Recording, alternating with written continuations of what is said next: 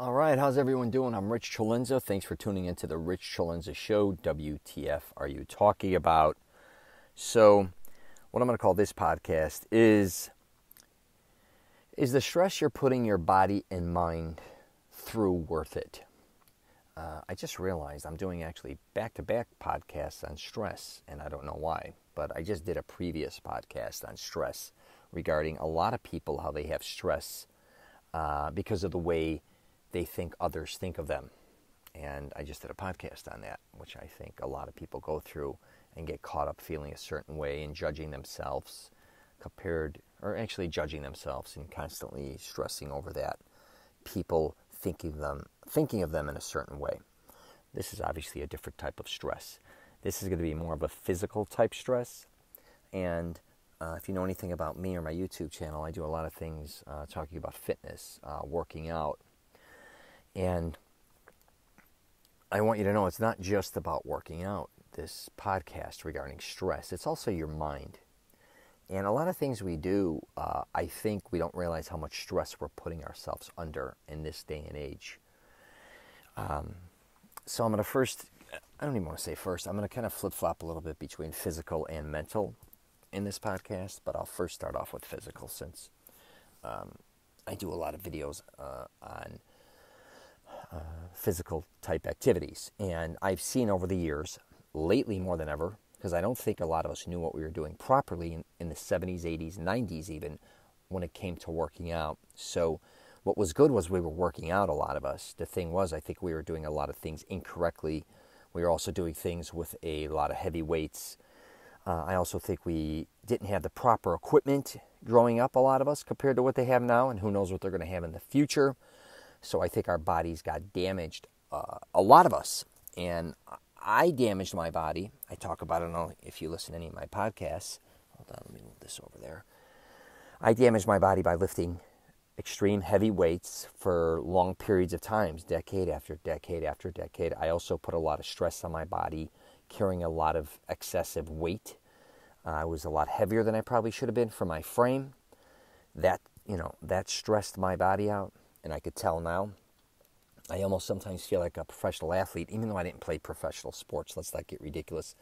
But basically from 5 years old on, I never stopped doing physical activities. And for the most part, hardcore, which include even wrestling and boxing and those type of things. So your joints and your body, it takes a real toll, right? Especially your knees, your ankles.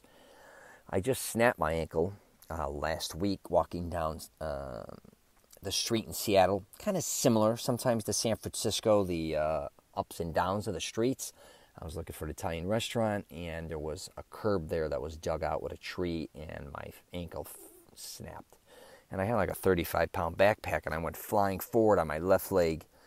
And what was quite interesting is, I saved myself. The phone went, I caught that, and then I fell 5 steps, but I was kind of limping and catching my left leg real hard. I didn't fall to my knees or on my face, which was nice. I kind of had to hop back up to the hotel to go eat there because I was afraid if it blew up too big, I wasn't going to be able to walk on it. But I was fine, actually. I wasn't in a lot of pain. The next day, it did blow up to probably about the size of a 12-inch baseball. And this has happened on my ankles many, many times, playing many, many different sports. It even happened while playing tennis once, really hardcore. But the next day, I went to the gym, at the hotel gym, actually, just to warm up a little bit, do some stretching. And I pulled my lower back out. Hilarious. I always said I get injured when I'm not doing anything, usually. In a gym, I'll be stretching or doing the smallest things. And that's when I tweak things or get hurt. When I'm still lifting heavy weights, nothing ever happens. I think just the focus is different, in my opinion. But in this case, I was just bending over, doing a stretch, pulled my lower back. And then the next day comes around, and my girlfriend picks me up. We go meet the kids. We go to have some Mexican. And I go to get up, and my left knee tweaked. I just felt something really, I was just like, what the hell? Now, I'm limping on my left, and I'm limping on my right, with my lower back being pulled out. In 3 days, this all happened. I was like, what the hell is happening to me? And I was talking to my close friend who owns he actually owns one of the best boxing gyms in Chicago. And he was talking to me about, our age or what's happening. And then as I was talking out loud, I said to him, you know what, now that I think about it, I didn't incorporate all these things into one. I wasn't paying attention. Basically, when I almost wiped out really hard, I took a toll on my entire lower body, which included my right ankle. And then when I was probably bent over, doing everything, I probably stressed my lower back. And then when I got up too quickly, my left knee was probably a little jarred from the fall.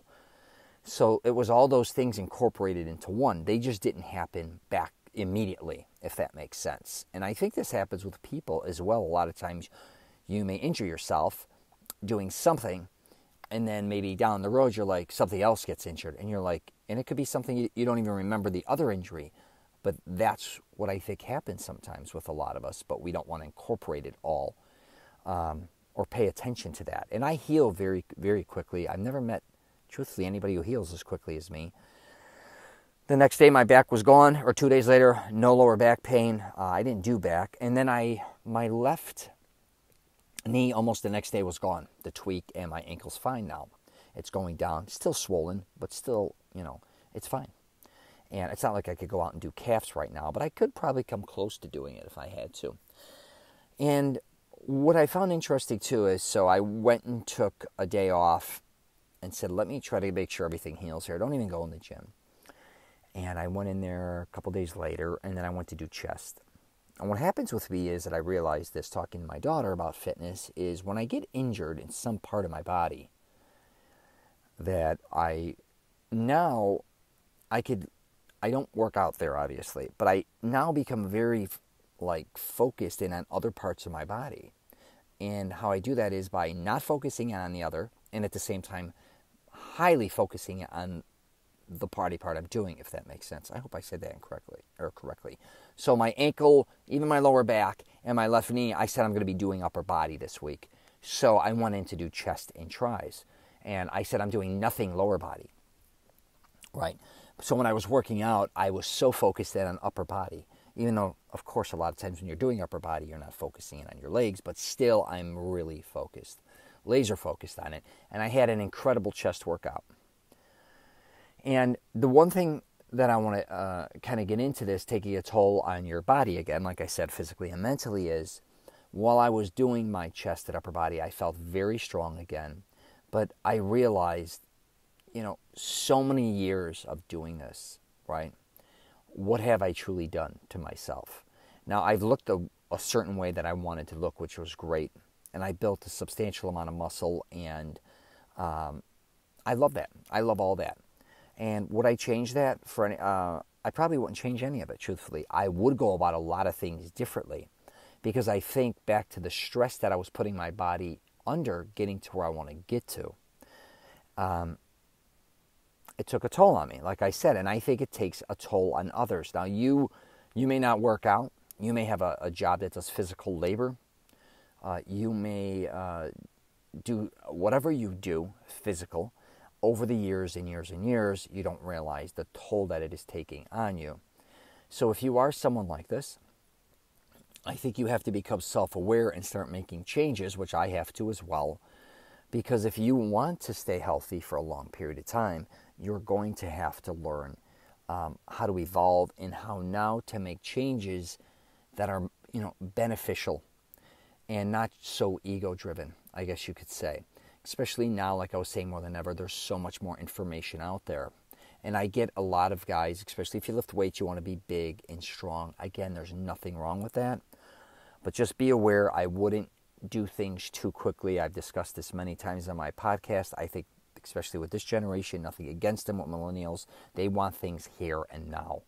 I'd be very aware of a lot of things that are available supplement-wise. I'd be very aware, obviously, drug-wise as well, because in the past, when I was in the game a little bit, there were steroids, of course, growth hormone, all those type of things. People didn't really see what would happen to them, down the line, right? They were almost like guinea pigs. I'd hate to say it. A lot of people, there was a lot of testing going on, how much to do, how much not to do. And one thing I avoided in my life that I'm probably the happiest about was not doing steroids. Now, does that mean that anyone who took steroids had problems? No, I think a lot of people had steroids had great gains, never affected them later in life.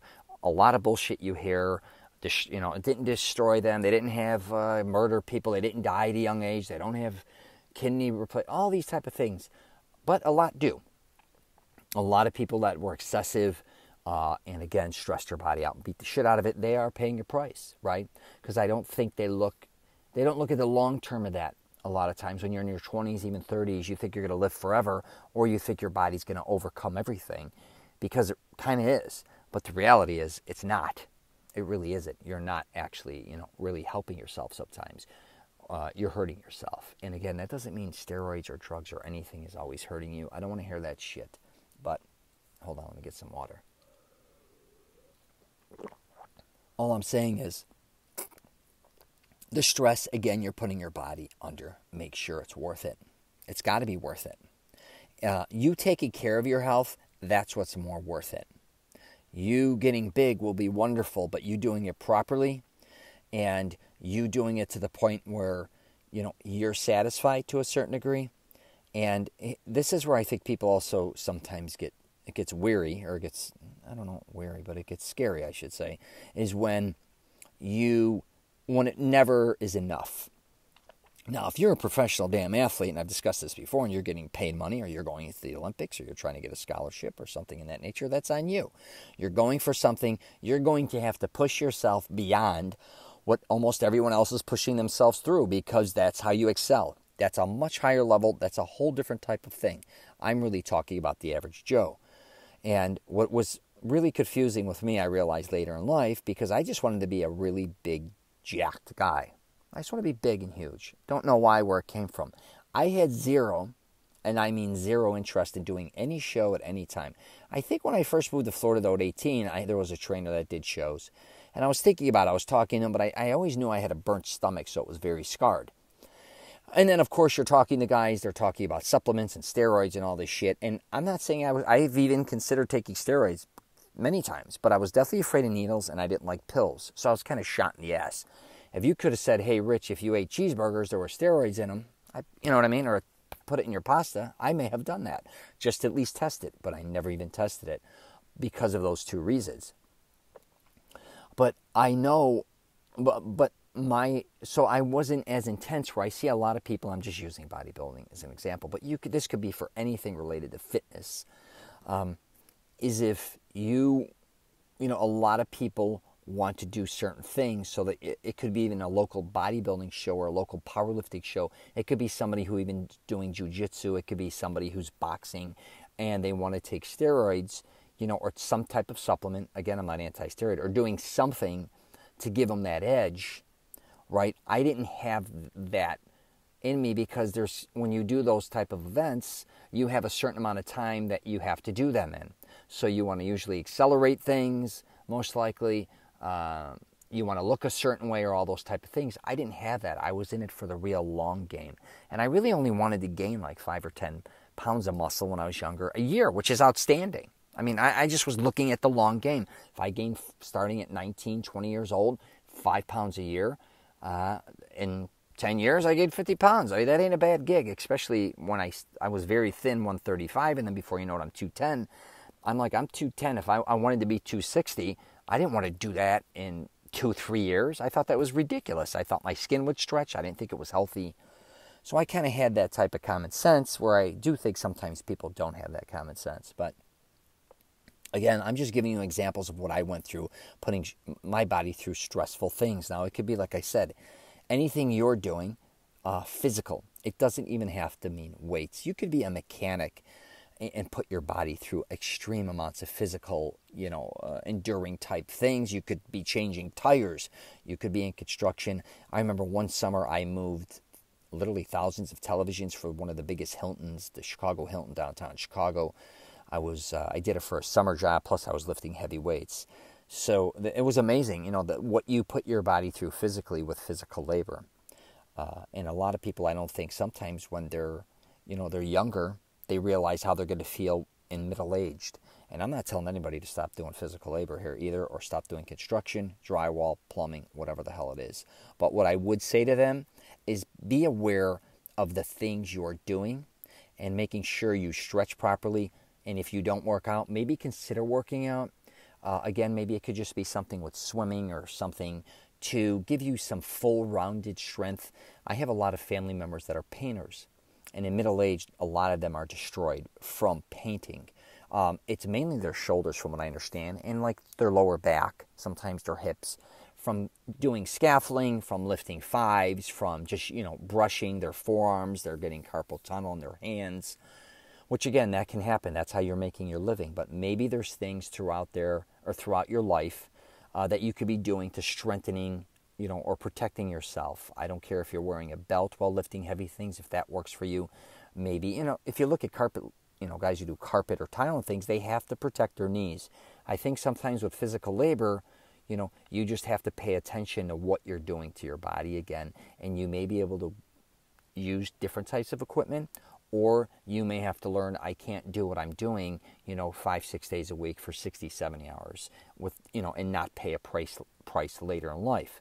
So, here's the thing, I get a lot of people have no other opportunities or no other choice but to do physical labor, or they just love it. Either way, I get all that, because I actually don't, I almost enjoy sometimes, I love doing physical labor actually with my family in Chicago, because it brought all of us together. A lot of my family members were painters, but a lot of my family members were old timers, and those are the ones that I loved painting with. And then as they got older, they couldn't paint anymore, which were a lot of my uncles. Some even passed away. So what was interesting is, I used to try to take on the stronger stuff that needed to be done when I would work with them. But I just would also, if you pay attention to people in your field, how they look and how they're feeling, if you see that they're all damaged or they're beat up or they're hurting a lot, you have to understand you're going to most likely be following in their footsteps. So regardless who you are. And the other thing was the mental stress. And I want to jump into that real quick here. Let me get some more water. I think when it comes to mental stress, I think we all, a lot of times, just really take a toll on ourselves. A lot of times, I don't know why we do this. I do this all the time. Sometimes I'm even screaming at myself to shut it down because my mind is racing. That's where this podcast kind of worked out for me, because I could kind of rant. And what's interesting is I don't always have to rant when I'm talking to people. I think sometimes I do, and of course I think I do, but not as often as you'd think. But I can also shut it down and just listen forever, or just not talk for long periods of time, which is great. But inside my brain, a lot of times I think, like, I'm no special person, but I think a lot of us are constantly stressing over things we want, or things we don't have, or things that we have that we have to, or stay above water, keep things going. Also, sometimes, and where I work pretty well is I don't stress, because even though I have 2 children, I have 2 daughters. One had a liver transplant, one had type 1, and one has type 1 diabetes. I don't get super stressed over that, because I believe they're very strong young women. They're going to make the right decisions. They're going to try to hopefully stay healthy.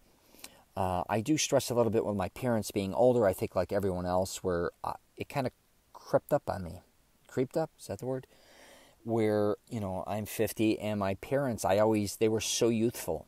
They were always so young, and I think I'm realizing they're getting older. I'm super fortunate that I was able to have both of my parents throughout my entire life. I never forgot about that. I think that's one of the biggest gifts ever. My closest friend growing up lost his father at a very young age, late 30s, and he was one of the most handsome guys I ever knew. Unbelievable athlete, thin, looked great. I mean, he smoked cigarettes. Unbelievable golfer. Really, just it was the most shocking thing that probably ever happened to me in my life at a young age. I really felt like he was a father to me, to a certain degree, because my mother and father were divorced, and I was around him and his family so much. He would take me to Taylor Street. I want to cry right now. When I think of Mr. Mango, it was, I never knew anybody really that passed away that had such a profound effect on my life, and he was gone. And for a long time, I really didn't know how to deal with it, because I would always go to Jimmy's house, and his father there would say, smart ass remarks to us, and he always was so wonderful to me. And I ended up going to a Catholic high school, and he went to a Catholic high school, and his son went to a public high school. And he used to say, "Get my son, to get to that, go to that school. Why aren't you going?"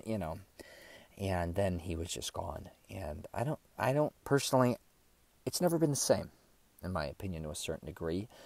When you lose somebody like that, throughout their entire family, and in my life as well, I never looked at anything the same. And I think from what I was told, there was, I think he had a heart attack. I'm trying to remember. My eyes are tearing up. But the stress, I think he had a lot of stress. Not necessarily meaning stress. I don't think he had a great job and whatever, but I think something regarding stress, had something to do with that. I heard when I was growing up, and I never went any further, but I think about that when I get overly stressed. I think about that situation that, if I get crazy, am I going to have a heart attack? And my grandmother also had a stroke. My grandmother, my father's mother from Italy, and half her body was paralyzed. I have an uncle that had a stroke at a young age in his late 30s. I had another uncle that had other health issues. So on my father's side, they have a lot of health issues. So I try to control my stress levels. And I think one of the reasons I always wanted to work out and stay strong was because on my father's side of the family, the men had a lot of health issues. And I always thought, if they had them, I'm going to have them. And I thought that even at a very young age, because you're looking at an uncle walking where his legs, from the stroke, and then my other uncle's very thin, and you just hear the stories. And my grandmother's, half her body's paralyzed. You're around this environment saying, wow, what led to this? And, it's your genetics, obviously, as well. And then on the flip side, my mother's side of the family was extremely physical and strong. No, nothing physical. No one. They were like a pack of wolves over there, like a huge pack. Very short, sturdy, strong. They could fight. They can lift heavy weights. They're just big personalities. Just really, just different type of things. More like gambler, Chicago outfit type guys, I guess you could say, on the streets. And I gravitated towards all that, and I love that. And also my family painted, so they were more physical labor, while my father's side was more, designers, and I guess you could say white collar. They were businessmen, a lot of my uncles. So I looked at a lot of my family members, the stress levels on both sides, one being literally in companies, running factories, and the other one's kind of on the streets, running gambling and things in that nature, and both the stress levels and what living certain lifestyles brought. And balancing them out. And the reality is, it's not, everyone has stress. It's just how you're going to deal with it. How are you really going to deal with that for yourself, and how you're going to deal with that within your family? How and everything has an impact. So if you're a stressed out guy, woman, whoever you are, you may be stressing your kids out. You don't even realize. You could be stressing your damn pets out. You could be stressing your parents out, your grandparents.